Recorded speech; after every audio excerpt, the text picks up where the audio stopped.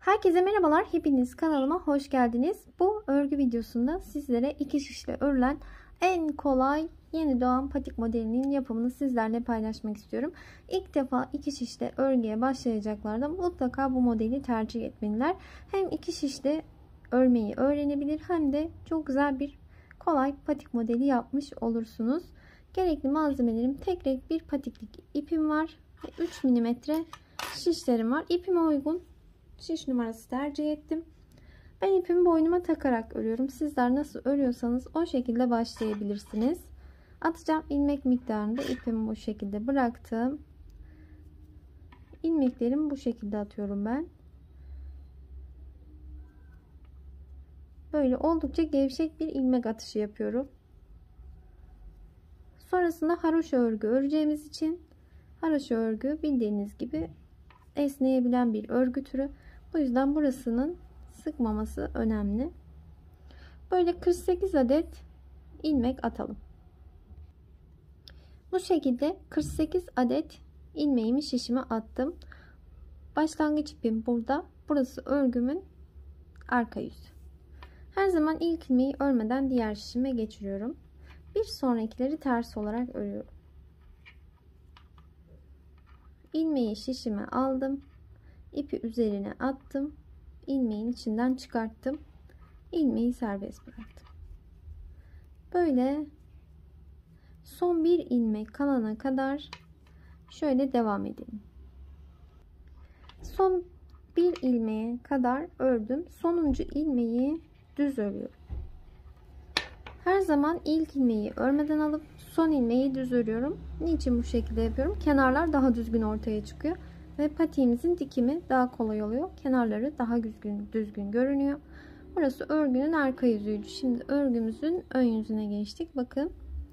Örgünün ön yüzünde örgünün alt kısmı daha düzgün duruyor. Burası örgümün ön yüzü. Bakın başlangıç ipim sonda. Yine ilk ilmeği örmeden aldım. Diğerlerini ters olarak örüyorum. İlmekleri örgünün arka yüzünde de ön yüzünde de ters olarak örüyorum. Ve haroşa örgüyü ben bu şekilde oluşturuyorum. Şöyle bakın. Bir diş haroşa sırasını oluşturdum. Böyle 48 ilmeğimle devam edeceğim örmeye. İlmekleri örgünün arka yüzünde ve ön yüzünde ters olarak öreceğim ve haroşa sıralarını oluşturacağım. Toplamda 12 diş haroşa sırası örelim. Evet, bakın bu şekilde ben sıra sayılarımı tamamladım. Şu an örgümün ön yüzündeyim ve birlikte haroşa sıralarını sayalım. 1, 2, 3, 4, 5, 6, 7, 8, 9, 10, 11, 12. 12 diş haroşa sırasını tamamladık.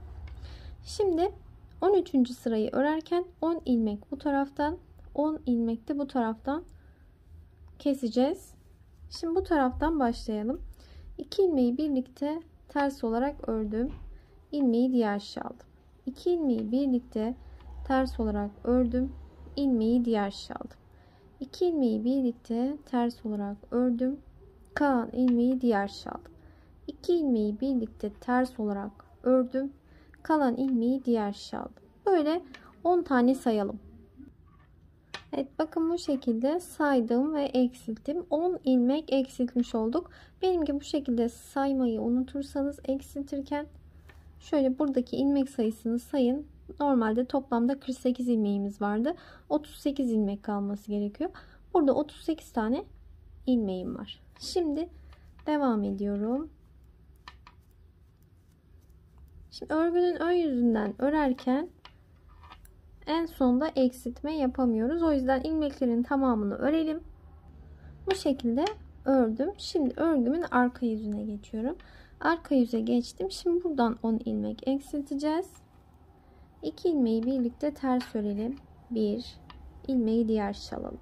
2 ilmeği birlikte ters örelim. 2 ilmeği diğer şişe alalım. Böyle sayalım. 3 4 5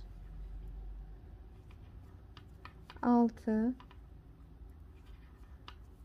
7 8 9 ve 10. Buradan da 10 ilmek eksilttim. Şimdi burada sayalım, 28 ilmek kalmış olması lazım. 2, 4, 6, 8, 10, 12, 14, 16, 18, 20, 22, 24, 26, 28. 28 tane ilmeğimiz kaldı. Şimdi bu ilmekleri örmeye devam edelim. Şu an örgümün arka yüzündeyim. Yine ilmekleri ters olarak örüyorum. Sıra sonuna kadar gidelim.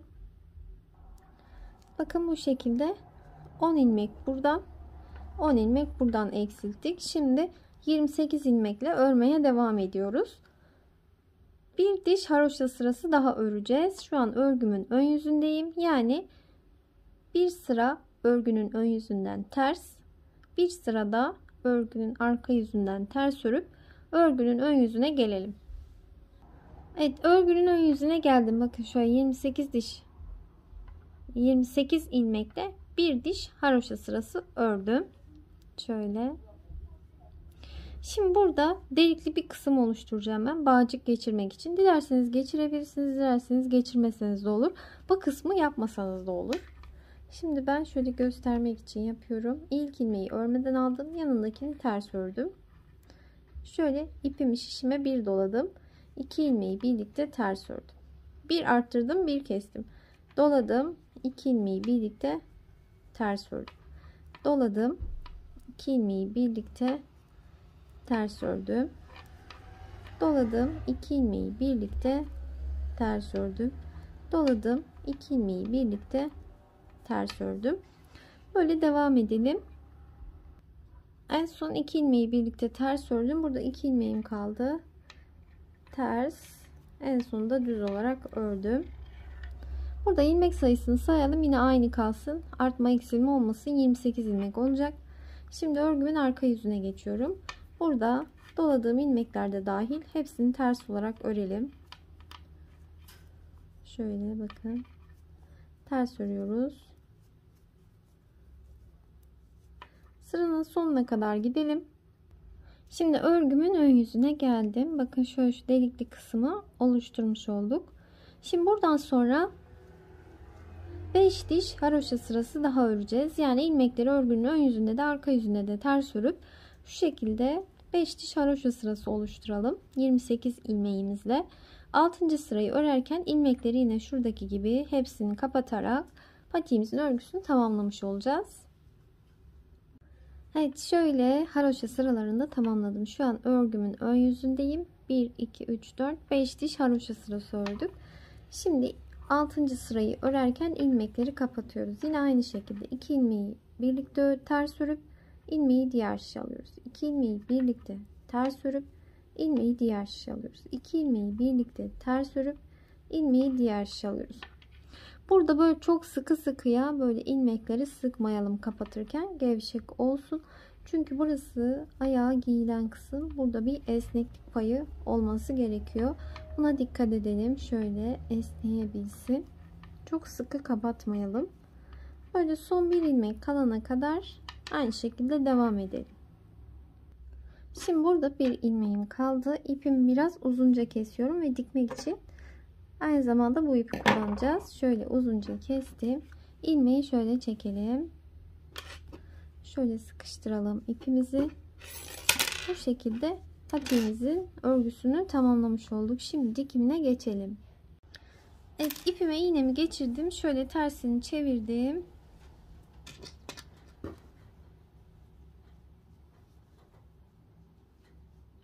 Buradan dikmeye başlıyoruz şu şekilde.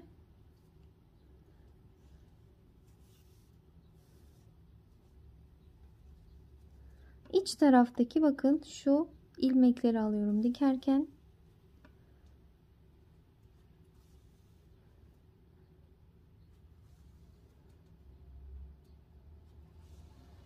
Böyle buradan şöyle dikerek şu kısma kadar gelelim. Evet, bakın bu şekilde dikimini tamamladım ve düz tarafını çevirdim. Görüntüsü bu şekilde olacak. Şimdi bu manken ayağımıza bir de bunu giydirelim.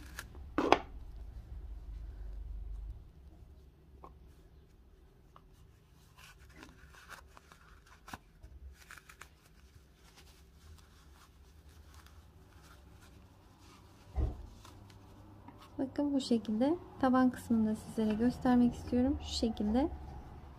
Böyle ayağın tam oturan bir model. Şöyle dilerseniz dediğim gibi şu kısımlarından bağcık, kordon ya da kurdele geçirebilirsiniz. Bu şekilde de kullanabilirsiniz. Ben böyle bir fiyonk yapmıştım. Bunu da böyle ipi vurarak yapıyorum ben. Bu şekilde.